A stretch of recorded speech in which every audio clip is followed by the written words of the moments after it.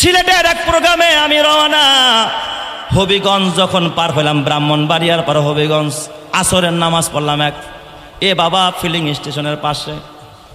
আসরের নামাজের পর বললাম একটু চা খাবো, একটা টং দোকানে চা খাইতে বসলাম। চা খাওয়ার জন্য আগায় গেলাম, কিন্তু টং দোকানে যায় দেখি আমার এক সাথী ভাই আমার ইশারা করে কয় হুজুর দেখে নি যে কি সাইনবোর্ড লাগাইস। দেখি সাইনবোর্ডের মধ্যে লেখা হাফেজদের জন্য চা ফ্রি, হাফেজে কোরআনের জন্য চা ফ্রি। সুবহানাল্লাহ বলবেন না সবাই? চা বিক্রেতা মনে হয় কোটিপতি মানুষ, হ্যাঁ শিল্পপতি, লেখছে চা হাফেজদের জন্য ফ্রি। আমরা চা খাইছি, দেখছি, কিছু বলি নাই। খাওয়ার পরে বিল বের করছি, দোকানদারে টাকা দিব, কয় না হুজুর আমরা হাফেজ সাহেবদের কাছ থেকে বিল নেই না। সে তো দাড়ি টুপি দেখতেই মনে করে সব কি হাফেজ সাহেব, সব হাফেজ সাহেব। হাফেজ সাহেবদের কাছ থেকে আমরা টাকা নেই না। বলে তো বলে, দিলটার মধ্যে ব্যথা নিয়ে বলে। তার কথায় আমাকে বড় প্রভাবিত করলাম। আমি ডাক দিয়া বললাম, ভাইজান আপনি যে সাইনবোর্ড লাগাইছেন বেশ ভালো কথা, হাফেজদের থেকে টাকা নেবেন না। এই সাইনবোর্ড কবে থেকে লাগাইলেন? কে আপনার উদ্বুদ্ধ করলো এই আমলের জন্য? কথাটা বলার সাথে সাথে দেখি লোকটার চোখ দিয়া পানি পড়ে, কান্নায় ভেঙে পড়েছে। গামছাটা নিয়ে দেখি চোখ মুছতেছে। দুইটা কেতলি আছে, ভাঙা কয়টা চায়ের কাপ আছে, একটা ট্রে আছে, এর বাহিরে দুইটা পটের মধ্যে ডিব্বার মধ্যে কিছু টোস্ট বিস্কিট রাখা, আর কিছু নাই। সব মিলে এমন হয় না 500 টাকার মাল আছে। এই বেচারা হাফেজদের টাকা নেয় না, আলেমের খেদমত করে। হৃদয়ে ঢুকছে, মন চায় 500 টাকা দিয়া যায়। ডাক দিয়া বললাম, ভাইজান কেমনে আপনি উদ্বুদ্ধ হলেন এই কাজের জন্য? এই ভালো কাজটা আপনি করার উদ্বুদ্ধ আপনারা কে করলো? লোকটা হাওমাও করে কাঁদে আর ডাক দিয়া বলে, হুজুর আল্লাহ তাআলা, ওনার ভাষা আল্লাহ আমার একটা সোনার চাঁদি ছিল হুজুর। আমার 3টা মেয়ে, একটা ছেলে। ছেলেটার আমি মাদ্রাসায় দিয়েছি। আমার ছেলেটা একটা মাদ্রাসায় পড়তো, হেফজখানায় পড়তো, কিন্তু আমার হাফেজে কোরআন। হুজুর কিছুদিন আগে আমার ছেলেটা ওই যে চিকুনগুনিয়া জ্বর হয়েছে, এরপর থেকে নাকি আবার ডেঙ্গু পজিটিভ, পরপর 2টা জ্বর।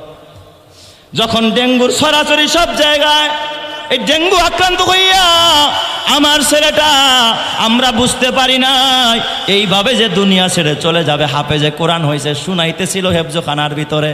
হুজুররা সকালবেলা ভোরবেলা ও পড়তে উঠছে, এবারে উঠতে পারে না, নড়তে পারে না। ওরা ধৈরা উঠাইছে, দেখে অবস্থা খারাপ, যায় বাপ। যখন তারা ক্লিনিকের মধ্যে নিয়ে যাওয়ার জন্য চেষ্টা করলো, ডাক্তার বলল আইসিইউ লাগবে। আশেপাশে আইসিইউর মতো কোনো ব্যবস্থা নাই। হসপিটালে, জেলা শহরের হসপিটালে নিতে আমার ছেলেটা পথিমধ্যে হাফেজে কোরআন বিদায় নিয়ে চলে গেছে। হুজুর আমার স্বপ্ন ছিল হাফেজের বাবা হয়ে জান্নাতে যাব। আমার সন্তান আমারে কবরে রাখবে। আমার সন্তান কিয়ামতের ময়দান আমি বাবাকে সুপারিশ করে খোদার জান্নাতে নিয়ে যাবে। হুজুর আমার ছেলেটা দুনিয়ায় নাই, আমি বাবার ঘরে থাকতে পারি না। ডাক দিয়া বললাম, ভাই রে তাহলে তুমি একটা কাজ করো, তোমার মেয়েগুলোর মাদ্রাসায় দাও। হুজুর আমার মেয়েরাও মাদ্রাসায় পড়ে। হুজুর এখন আমি চিন্তা করেছি আমার সন্তান হাফেজ থাকলে আমি হাফেজের পিছনে খরচ করতাম, এই জন্য একটা পণ করেছি। জীবনে খায়া থাকি আর না খায়া থাকি, কোনো হাফেজ দেখলে কোনোদিন আর চায়ের বিল নেব না, খাবারের টাকা নেব না। মনে করে আমার সন্তান মনে করে খাওয়ায়। আমার বাবা যার যায় সেই বুঝে। একজন বাবা যদি হাফেজে কোরআন রেখা কবরে যাও, হাফেজ সন্তান যদি তোমার কবরের পাশে দাঁড়ায় দাঁড়ায় চোখের পানি ফালায় কাঁদে, মালিকের আরশ পর্যন্ত কাঁপতে থাকে। যাদের সিনায় আল্লাহ কোরআনের নূর রাখছে, এরা যখন চোখের পানি ফালায়, আল্লাহ তাআলা এদের বদৌলতে মা বাবারে মাফ করে দেয়। নিজে হাফেজ হইতে পারো নাই, আলেম হতে পারো নাই, সন্তানদের হাফেজ আলেম বানাইতে পারো নাই, অন্তত চিন্তা করো একটা মকবুলে দ্বারা এই মাদ্রাসা, বাবা এই মধুপুর মাদ্রাসা হাজার হাজার এতিমরা পড়ে, তাহাজ্জুদের সময় এরা তাহাজ্জুদের নামাজ পড়ে, কোরআন তেলাওয়াত করে। পারলে এদেরকে একটা বন্ধু বানায় নাও, যে আমি হাফেজদের খাবারের ব্যবস্থা করব, হাফেজদের মেহমানদারির ব্যবস্থা করব। যুবক ভাই, কিয়ামতের ময়দানে কোনো আমল দিয়া নাজাতের উসিলা নাই। যদি আল্লাহরে বলো, আল্লাহ কিচ্ছু আনতে পারি নাই, নামাজ আনতে পারি নাই, রোজা আনতে পারি নাই, হজ যাকাত কিচ্ছু আনতে পারি নাই, তবে আল্লাহ গো তোমার নবীর ওয়ারিস উলামায়ে কেরামরে ভালোবাসতাম, হাফেজ হাফেজরে ভালোবাসতাম, এতিমরে ভালোবাসতাম, আল্লাহ এই উসিলায় মাফ করে দাও।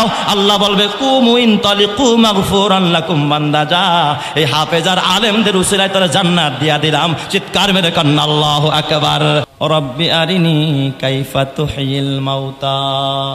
আল্লাহ তুমি যে মুর্দাকে জিন্দা করবে এতে কোনো সন্দেহ নাই, তবে কাইফিয়াতটা কেমন হবে, কিভাবে জিন্দা করবা যদি তুমি আমার একটু দেখাইতা। সুবহানাল্লাহ জোরে কোন সবাই। আপনাদের কি বিশ্বাস আল্লাহ কি মুর্দাকে জিন্দা করতে পারবে? সকল মুর্দাকে জিন্দা করতে পারবে? যদি আমার এই উদাহরণটা না বুঝে থাকেন, তাফসিরের কিতাবের মধ্যে এই উদাহরণটা দেওয়া হয়েছে। তাহলে আরেকটা উদাহরণ দেই। আপনার বাড়িতে একটা মুরগি জবাই করছেন, আপনার ছেলে যাবে একটা কানাডায় অথবা লন্ডনে, এই মুরগি জবাই করে আপনি আপনার ছেলেরে খাইতে দিছেন, আবার এই ছেলেরে আগায়া দেওয়ার জন্য আত্মীয় স্বজন যারা আছে তারাও আসছে। একই মুরগির এক রান খাইছে আপনার ছেলে, যে কোথায় যাবে খায়া? কানাডায়। আরেক ছেলে খায়া গেছে চিটাগাং, আরেক ছেলে আরেক রান খায়া গেছে কোথায়? হ্যাঁ, কক্সবাজার। তো এক একজন এক এক জায়গায় চলে গেছে। আপনারা বলেন তো, এই যে একটা মুরগি, ছোট্ট একটা মুরগি, এর অংশগুলো এতগুলো জায়গার মধ্যে ছড়িয়ে ছিটিয়ে গেল। অথবা বাজারে যখন একটা গরু জবাই হয়, বলেন তো এই গরুর গোস্ত কি শুধুমাত্র এই মধুপুর এলাকার মানুষই কেনে না আশেপাশের লোকেরাও কেনে? দূরের থেকে যারা বেড়াতে আসে তারাও তো এই গোস্ত খায় না? গোস্ত খায় তো তারা অনেক দূরে পেটে করে নিয়ে গেছে। তাহলে এত জায়গা থেকে এই প্রাণীগুলোকে আল্লাহ তাআলা সংগ্রহ করে তার এই টুকরাগুলোকে একত্রিত করে কিভাবে জিন্দা করবেন, এটা তার ভিতরে একটা কৌতূহল। সুবহানাল্লাহ জোরে কোন সবাই। তো ইব্রাহিম আলাইহিস সালাম আল্লাহরে প্রশ্ন করলেন, ইজ ক্বালা ইব্রাহিমু রব্বি আরিনি কাইফা তুহিল মাউতা। আয় আল্লাহ তুমি মুর্দাকে কেমনে জিন্দা বানাইবা? আল্লাহ তাআলা ডাক দিয়া বলে, ইব্রাহিম, ও ইব্রাহিম, আওয়ালাম তুমিন, ইব্রাহিম তাহলে তোমার কি এর প্রতি ঈমান নাই, বিশ্বাস নাই যে আমি মুর্দাকে জিন্দা করতে পারি? ইব্রাহিম পয়গম্বর ডাক দিয়া বললেন, ক্বালা বালা, আয় রব্বুল আলামিন তুমি যে মুর্দাকে জিন্দা করতে পারো এর ঈমান আমার আছে, এর বিশ্বাস আমার আছে। ওয়ালাকিন লিয়াতমাইন্না কলবি, আল্লাহ গো শুধুমাত্র অন্তরের প্রশান্তির জন্য, অন্তরের ভিতরে বিষয়টাকে বদ্ধমূল করার জন্য, কাইফিয়াতটা দেখার জন্য শুধুমাত্র আমার এই প্রশ্ন। চিৎকার মেরে কন্না আল্লাহু আকবার। শুধুমাত্র অন্তরের প্রশান্তির জন্য, আর কিচ্ছু না। আল্লাহ আল্লাহ আমার ইয়াকিনটাকে বৃদ্ধি করার জন্য তুমি পারবা, এই এলেম আমার আছে। ইয়াকিন তিন প্রকার। ইয়াকিন কয় প্রকার? তিন প্রকার। একটা হলো ইলমুল ইয়াকিন, আরেকটা হলো আইনুল ইয়াকিন, আরেকটা হলো হাক্কুল ইয়াকিন। ইলমুল ইয়াকিন আপনি শুনছেন জান্নাত আছে, বিশ্বাস করছেন না? এটা হলো ইলমুল ইয়াকিন, আপনি শুনছেন আলেমদের মুখ থেকে যে জান্নাত আছে। আরেকটা হলো আইনুল ইয়াকিন, আমার আল্লাহ তার হাবিবকে মেরাজের সফরে নিয়ে জান্নাতটা সচক্ষে দেখায়া দিছে। তাহলে আমার আপনার যেই পরিমাণ জান্নাতের ব্যাপারে, জাহান্নামের ব্যাপারে ইলম হাসিল হয়েছে, বলেন তো আপনার আমার নবী, প্রিয় নবীর ইলম কি ওই পরিমাণ না আরো বেশি? কারণ নবীজির শুধু ইলমুল ইয়াকিন না, নবীজির আইনুল ইয়াকিন। আরেকটা হলো আদম আলাইহিস সালাম, যারে বানাইছে আল্লাহ কোথায়? কথা কয় না। আদম নবীর আল্লাহ কোথায় বানাইছে? কারখানায়, হ্যাঁ, ফ্যাক্টরিতে। আদম নবীর আল্লাহ তাআলা বানাইছে জান্নাতে, তার স্পট ওটা, থাকার জায়গা ওটা, ঘর ওটা, বিয়াও হয়েছে জান্নাতে, খানাও খাইছে জান্নাতে। তো এই আদম নবীর কাছে শুধু ইলমুল ইয়াকিন না, আইনুল ইয়াকিন না, হক্কুল ইয়াকিন আছে। সুবহানাল্লাহ জোরে কোন সবাই।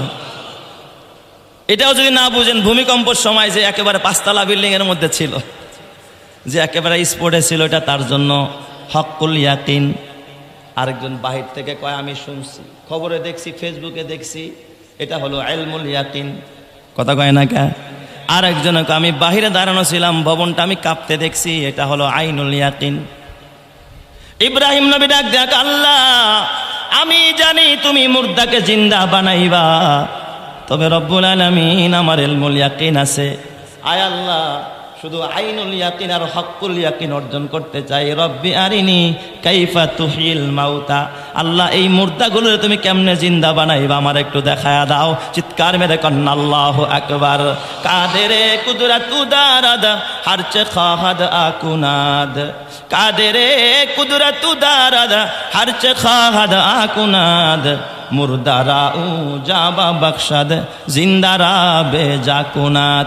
বলেন তো মুর্দাকে জিন্দা করনেওয়ালা, জিন্দাকে মুর্দা করনেওয়ালা একজন যিনি, তিনি কে? দ্বিতীয় কেউ আছে?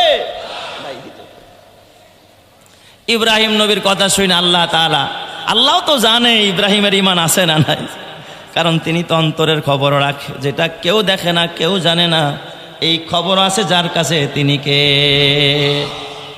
আল্লাহ তাআলা কয় ইব্রাহিম তাহলে একটা কাজ করো, ফাকুজ আরবাআতাম মিনাত তয়র, ও ইব্রাহিম তুমি 4টা পাখি ধরো, ফাসুরহুন্না ইলাইক, পাখিগুলোরে তুমি পোষ মানায় নাও। পাখিগুলোরে কি বানাও? পোষ মানাও, নিজের কাছে পালো। ফাসুরহুন্না ইলাইক, পাখিগুলোরে পোষ মানায় নাও। দেখবেন আমাদের সমাজের মধ্যে মানুষ পাখি পালে, পালে কিনা? কবুতর পালে, পুরাতন হয়ে গেলে পোষ মাইনা গেলে এই কবুতর আর হারায় না, যত দূরেই যাক খাবার খাইতে আবার ফিরে কোথায় আসে? মালিকের বাড়িতে আছে। টিয়া পাখি দেখছেন নি, কাঁধের মধ্যে নিয়ে নিয়ে রাস্তায় দৌড়ায়, কিন্তু পাখি উড়াল মাইরা মালিককে ছাইরা কোথাও যায় না। আমার মিরপুর পল্লবীতে এক ভদ্রলোকের বাসায় আমি একদিন দাওয়াতে গেছি, ভিআইপি ফ্ল্যাট। তো দাওয়াতে যাওয়ার পরে আমাকে এই রুমে নিচ্ছে, হঠাৎ দেখি ওই বারিন্দার ভিতরে, বেলকনির ভিতরে কিছু পাখি এত সুন্দর খাঁচা বানাইছে, আমার মনে হয় যেন পুরো একেবারে স্বর্ণ দেয়া, গোল্ডেন কালার মনে হয়। উপরে কিভাবে করছে আমি জানি না। পরে আমি বললাম ভাই এটা কিসের খাঁচা, এটা কি স্বর্ণের নি? কয় না, স্বর্ণ দিয়া নিকিল করা। কত খরচ? খাঁচার পিছনে 20,000। ছোট্ট একটা খাঁচা, এটা বানাইছে কত দিয়া? 20,000 টাকা দিয়ে। এই টাকা খরচ করার দরকারটা কি? ছোট্ট একটা পাখি ভিতরে, তো এই পাখিটার জন্য 20,000 টাকার খাঁচা ব্যবহার করার কি দরকার? হুজুর শুধু খাঁচার দাম জিজ্ঞাসা করলেন, পাখির দাম কত, বার্ডের দাম কত জিগাইলেন না? আমি বললাম কত? 4-5 হাজার টাকাই না হলে হবে? হুজুর আপনার আন্দাজ নাই, এই পাখিটার দাম 50,000 টাকা। আল্লাহু আকবার জোরে কোন সবাই। কয় টাকা? 50,000 টাকা দিয়ে ছোট্ট একটা পাখি কিনছে। এই যে পাখি মানুষ পালে, পোষ মানায়, পাখি নিয়ে সফরে যায়, ঘুরতে যায়, এটা কিছু মানুষের মহব্বত, ভালোবাসা আল্লাহর সৃষ্টির সাথে। জোরে কোন সুবহানাল্লাহ। আর কিয়ামতের ময়দানে আল্লাহ তাআলা প্রত্যেকটা পশু বলেন, পাখি বলেন, প্রত্যেকটা সৃষ্টি, প্রত্যেকটা মাখলুককে আল্লাহ তাআলা কিয়ামতের ময়দানে আবারও জিন্দা করবেন। এতে আপনাদের ঈমান আছে না নাই? বিশ্বাস আছে না নাই? কিন্তু বাবা বিচার কিন্তু সবার হবে, শুধু মানুষের না। পশুরও বিচার হবে, পাখিরও বিচার হবে, কুকুরেরও বিচার হবে, শুকুরেরও বিচার হবে, একটা মুরগিরও বিচার হবে, আপনার বাড়ির পোষা প্রাণী একটা গরুরও বিচার হবে। তবে সবার বিচার একরকম না। মানুষের বিচার হবে একরকম, পশু পাখির বিচার হবে ভিন্ন রকম। মানুষের বিচার যেমন সব কিছুর বিষয় হবে, নিয়ামতের বিষয় হবে, গুনার বিষয় হবে, নেকের বিষয় হবে। কিন্তু পশু পাখি যত অন্যায় করছে, গুনাহ করছে, যেমন সে চুরি করে খাইছে, আপনার বাড়ির একটা কুকুর আরেকজনের বাড়ির খাবার চুরি করে খাইছে, ডিম চুরি করে খাইছে, এই জন্য আল্লাহ তাআলা কুকুরের ঈমান দিবে না, জিজ্ঞাসাও করবে না। এই কুকুর, তুই তোর মালিকের খাবার না খাই আরেক মালিকেরটা চুরি করে খাইছিস, আয় তোরে সাইজ করি। আল্লাহ এই জন্য কুকুরে ধরবে না। একটা মুরগি সে নিজের বাড়ির মোরগের সাথে মেলামেশা না কইরা যৌন ক্ষুধা না মিটাইছে কার লগে? পাশের বাড়ির আরেকটা মোরগের সাথে। এই জন্য আল্লাহ তাআলা ওরে জানি এবং জানিয়ার খাতায় নাম উঠায় ওরে আল্লাহ আদালতে বিচার করবে না। আল্লাহ তাআলা একটা শুকুর, একটা গরু আর একজনের ক্ষেত্রে ধান খাইছে রশি ছিঁড়ে, এই জন্য আল্লাহ তাআলা গরুটার কোনো বিচার করবে না, গরুর কোনো বিচার হবে না। তাইলে হুজুর পশু প্রাণীর বিচার কোনটা হবে? আল্লাহ তাআলা মানুষ ছাড়া, জিন ছাড়া অন্যান্য মাখলুকের মধ্যে শুধু জুলুমের বিচার হবে, আর কোনো বিচার হবে না। সুবহানাল্লাহ জোরে কোন সবাই। কিসের বিচার হবে? শুধুমাত্র জুলুমের বিচার হবে। কারণটা কি? কেন জুলুমের বিচার হবে? কারণ হলো আল্লাহ তাআলা নিজের উপরে কোনো কিছু হারাম করে না, অবধারিত করে না, কিন্তু একটা জিনিস আল্লাহ নিজের উপর অবধারিত করে নিয়েছে, হারাম করে নিয়েছে। হাদিসে কুদসি খুলে দেখেন, এই যে ওলামায়ে কেরাম বসা, হাদিসে কুদসির ভিতরে আল্লাহ জাল্লা শানহু বলে, ইয়া ইবাদি ইন্নী হাররামতুজ জুলমা আলা নাফসি ফালা তুজালিমু, হে আমার বান্দা, আমি কিন্তু আমার উপরে জুলুমকে হারাম করে নিয়েছি। আল্লাহ বলে আমি আমার নিজের উপর জুলুম কি করেছি, হারাম করেছি। আল্লাহ কারো উপরে কি করে না, জুলুম করে না। আল্লাহ তাআলা দুনিয়ায় জুলুম করে না, পরকালে জুলুম করবে না। এই জন্য আল্লাহ তাআলা কিয়ামতের ময়দানে এই জুলুমের বিচার হবে, চাই সে পশু হোক, পাখি হোক, ছাগল হোক, গরু হোক, বকরি হোক, একটা পোকা হোক না কেন।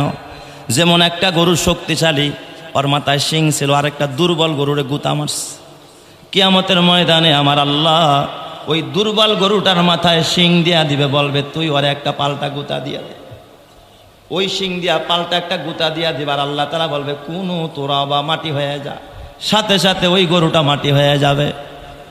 কুকুরে ডাক দিয়া বলবে, কুকুর আয় আয়, তোর শক্তি বেশি, তুই দুর্বলটারে কামড় মারছিলি, আজকে দুর্বলটারে আল্লাহ সবল বানায় দিয়া বলবে তোর উপরে জুলুম হয়েছে, জুলুমের বিচার তুই নিজ হাতে কইরা নে। তুই ওর একটা কামড় মেরা দে, ওই কুকুরটার একটা কামড় মেরা দিবে, সাথে সাথে আল্লাহ অর্ডার করবে কুনু তোরা বা মাটি হয়ে যা, সাথে সাথে মাটি হয়ে যাবে। সব প্রাণীগুলোর জুলুমের বিচার হবে। আল্লাহ তাআলা বলে আমি নিজের উপরে জুলুম হারাম করেছি, এই জন্য জালেম, সে মানুষ হোক আর পাবলিক হোক, সে কোনো পশু হোক আর পাখি হোক, কোনো জালেমকে কিয়ামতের ময়দানে ছাড়া হবে না। আল্লাহ জালেম কুকুরটারেও ছাড়বে না, জালেম পশুটাকেও ছাড়বে না, আল্লাহ তাআলা জালেম মোরগটারেও ছাড়বে না। কসম আল্লাহর, আল্লাহ তাআলার ওয়াদা, নুহলিকিল আউয়ালিনা সুম্মা নুতবিউহুমুল আখিরিন কাযালিকা নাফআলু বিল মুজরিমিন। কয় পূর্বেও যারা জুলুম করছে, ফেরাউন করছে, আমি ফেরাউনরে সাইজ করে দিছি। নমরুদ জুলুম করেছে, মশা দিয়া সাইজ করেছি। ফেরাউন জুলুম করেছে, পানির ভিতরে চুবায়া মেরেছি। সাদ্দাত জুলুম করেছে, জীবন শেষ করে দিছি। কারুন জুলুম করেছে, ভূগর্ভের ভিতরে আমি ভূপাতিত করে দিয়েছি। আল্লাহ তাআলা বলে কিয়ামত পর্যন্ত যারা এই জুলুম করবে, যখন এই জুলুম করবে, ওরা খানা রান্না করবে, কিন্তু খানা খাওয়ার সুযোগটা পর্যন্ত আমি আল্লাহ দিব না। কথা ঠিক না বেঠিক? যারা জালেমের বিচার করেন যিনি, তিনি কে? আরো জোরে বলতে হবে, তিনি কে? জালেমের কোনো সার নাই। কে বলেছেন? কে বলেছেন? আল্লাহ। তো এই পশু পাখিরে আল্লাহ তাআলা জিন্দা করবে। তো আল্লাহ কয় ইব্রাহিম একটা কাজ করো, 4টা পাখি ধরো। খুব খেয়াল করেন কথা।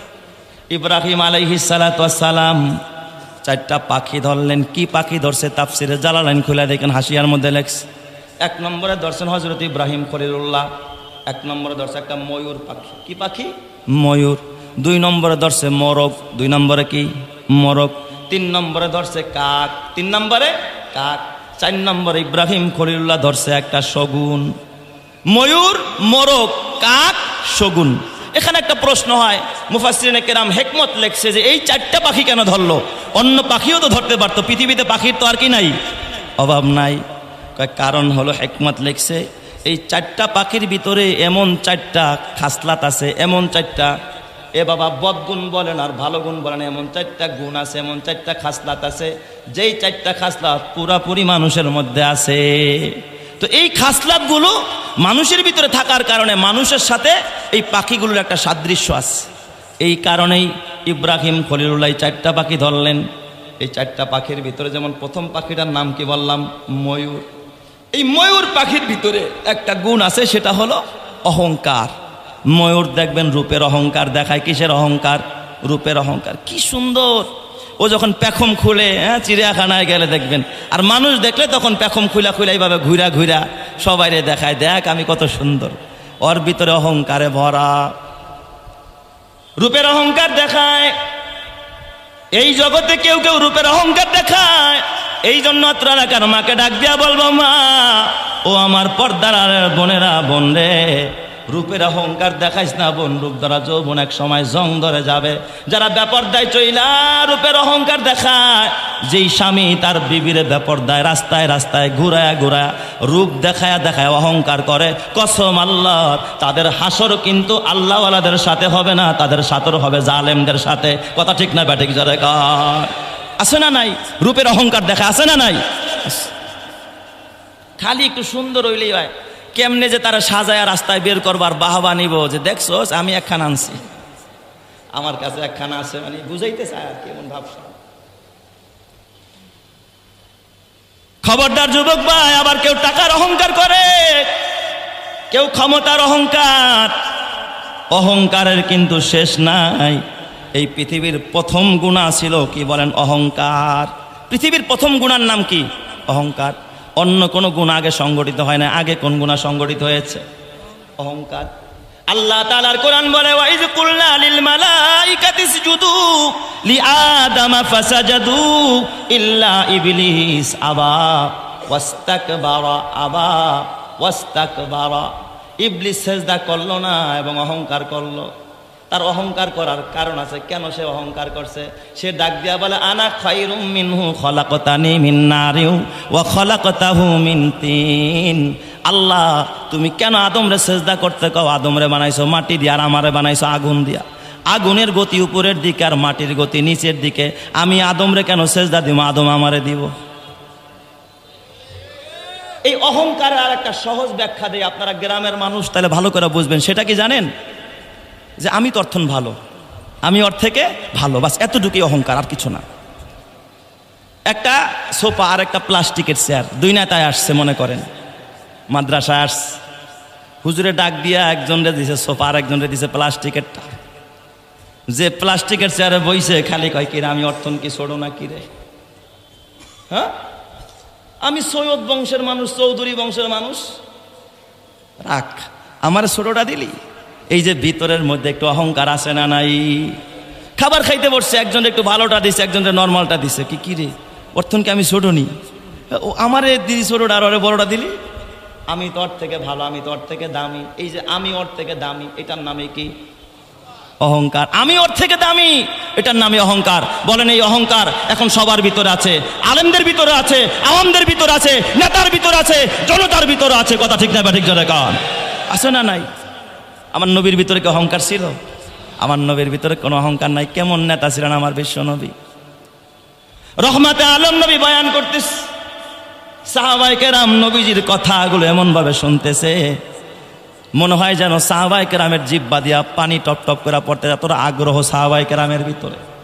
নবীজি দেখতেছে ছোট্ট জায়গা, বসার জায়গা নাই, সামনে ধুলো বালু পাথরি মরুভূমি, বসার মতো কোনো অবস্থা নাই। একজন সাহাবী, অল্প বয়সের সাহাবী, নাম তার হযরতে জারির দাঁড়ায় রইছে, আরো কয়েকজন সাহাবী দাঁড়ায় রইছে। নবীজি বয়ান করতেছে, নবীজি বলছে তোমরা বসো, কিন্তু তাকায় দেখে বসার মতো পরিবেশ নাই। দোজাহানের নবী, বিশ্ব নবী, মানবতার নবী, আখেরি পয়গম্বর, নবীর গায়ের মধ্যে একখানা চাদর ছিল, রেশমি চাদর। আল্লাহর নবীর গায়ে একখানা ইয়ামানি শাল ছিল, ইয়ামানি চাদর ছিল। ওই চাদর মোবারকটা নবীজির ডান দিক দেয়া এইভাবে টান দেয়া বের করা চাদরটাকে ভাঁজ করে ফেললেন। ভাঁজ করে ওই যে ছোট্ট জারির, সমাজের ভিতরে কোনো প্রভাবশালী ব্যক্তি না, জারির নিজেও গোলাম, তার বাবাও ছিল গোলাম, গোলামের ঘরে গোলাম। নবীজির রাজ্যের একজন সাধারণ প্রজার, নবী হলেন মদিনার প্রেসিডেন্ট। জারির ডাক দিয়া বলে, ইয়া জারির খুজহাজা, এই নাও জারির, আমি মুহাম্মাদের চাদরটা নাও, এই চাদরটারে বিছায় আমার চাদরের উপরে তোমরা বৈশা যাও। সুবহানাল্লাহ জোরে কোন সবাই। হযরতে জারির অমনেই লাভ দিয়া নবীজির চাদর মোবারক ফ্লোর থেকে ধরে হাতে ঝাড়া দিয়া উঠাইলেন, বুকের মধ্যে লাগাইলেন, ঠোঁটের মধ্যে চুমা খাইলেন। নবীর চাদরটা বুকে নিয়ে জারির কাঁধে, জারিরের চোখ দিয়া গড়া গড়া পানি পড়ে, আর ডাক দিয়া বলে, ফেদা কাবি ইয়া রাসূলুল্লাহ, ওগো নবীজি, আমার মা বাবা আপনার জন্য কোরবান হয়ে যাক। আপনার চাদরে জিবরাইল বসতে সাহস পায় না, কোনো ফেরেশতা বসতে সাহস পায় না, এই চাদরটা আমি জারিরের মতো একটা গোলাম রাখতে বসতে দিলেন। আকরামাকাল্লাহু কামা আকরামতানি ইয়া রাসূলুল্লাহ, ওগো নবীজি, আপনি আমাকে যেইভাবে সম্মানিত করলেন, আল্লাহ তাআলা আপনার সম্মানকে আকাশচুম্বী বানায়া দেখ। চিৎকার মেরে কান্না আল্লাহু আকবার, আরো জোরে বলেন আল্লাহু আকবার। ও ফখরে জাহা ফখরে জামা ফখরে উমাম হে, ও ফখরে জাহা ফখরে জামা ফখরে উমাম হে, ये आहद बेमी में शाह लौह कलम है, ये आहद बेमी में शाहे लौह कलम है, रुतबे में फदू सबसे ही अल्लाह से कम है, ये कौल शब रोज मेरा हक की कसम है, ये कौल शब रोज मेरा हक की कसम है। जोरे जोरे कन्ना अल्लाहु আকবার। অতএব যদি নেতা মানতে হয় বিশ্ব নবীকে নেতা মানো, জান্নাতের পথ খুলে যাবে। কথা ঠিক না ঠিক করে? অহংকার এটা আমাদের মধ্যে আসে না নাই? এই অহংকার হলো আল্লাহর চাদর, এই চাদর নিয়ে টানাটানি করে আর সব ধ্বংস হয়ে গেছে। ফেরাউন ধ্বংস হয়েছে, নমরুদ ধ্বংস হয়েছে, হামান ধ্বংস হয়েছে। এই জন্য অহংকার করা যাবে নাকি? আমি দামি, আমার নিচে আমার একটু ডাইকা মঞ্চেও বসাইল না। আমার থেকে 1000 গুণ যোগ্য যোগ্য আলেমরা নিচে আছে, আমি জানি। আমারে 1000 বার পড়াইতে পারে, তারাই নিচে বসে আছে। আমার থেকে যোগ্য ছাত্র তাদের আছে, তারা নিচে বসা। অহংকার নাই, অহংকার নাই। আল্লামা আব্দুল হামিদ পীর সাহেব মধুপুর, তার ভিতরে অহংকার নাই। আল্লাহ তাআলা যুগে যুগে এরকমের কিছু সাদা সিধা মানুষ রাখে, আল্লাহ তাআলা এদের জন্য জান্নাতের পথগুলো খুলে রাখছে। জোরে কন্যা সুবহানাল্লাহ। তো ময়ূর ধরছে কারণ ওর ভিতরে কি আছে? অহংকার আছে। 2 নম্বরে ধরছে কাক, 2 নম্বর কি ধরছে? আর মোরগ ধরছে, মোরগ। মোরগ কেন ধরলো? কয় মোরগের মধ্যে একটা বদ খাসলাত আছে। সেটা কি জানেন? বেহায়া। মোরগ কি হয় জোরে কোন? বেহায়া। এখন তো ভদ্র সমাজে বলা যায় না। বর্তমান মানুষের মধ্যে এখন বেহায়াপনা বাড়ছে না কমছে? হ্যাঁ, লজ্জা নাই, লজ্জা শরম, লাজ শরম নাই। এখন কয় ফ্রি মাইন্ড, ফ্রি মাইন্ড। ছেলে মেয়ে একসাথে প্রেমের গল্প করে, একসাথে সিনেমা দেখে, ঘরে বৈশা বৈশা। বন্ধু বান্ধবীরা নিয়ে একসাথে ঘরে আসে, মায় চা বানায় খাওয়ায়। মায় জিজ্ঞাসাও করে না এই মেয়েটা কে, কারে তুই ঘরে আনলি। এইগুলো বেহায়াপনা। নাউজুবিল্লাহ জোরে কোন সবাই, নাউজুবিল্লাহ। অথচ আল্লাহর নবী বলে আল হায়াউ শুবাতুম মিনাল ঈমান, লজ্জা হলো ঈমানের অঙ্গ। লজ্জা কি? ঈমানের অঙ্গ। এই মোরগের ভিতরে বেহায়াপনা বেশি। কেন? কয়েকটা মোরগ যখন আপনার বাড়িতে যদি মোরগ পালেন, খালি কি মোরগই পালেন না মুরগিও আছে? একটা খড়ের মধ্যে মোরগ যদি থাকে 2টা, মুরগি থাকে কয়টা? 5-7টা, তাই না?